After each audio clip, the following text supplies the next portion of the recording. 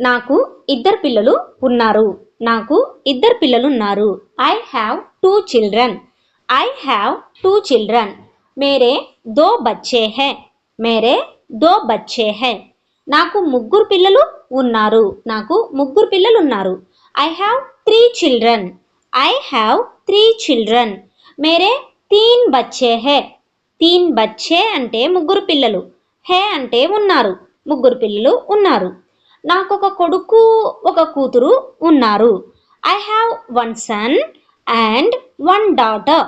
I have 1 son and 1 daughter. मेरा एक लड़का और एक लड़की है. లేదా ముझे एक बेटा. బేటా అంటే కొడుకు, బేటీ అంటే కూతురు.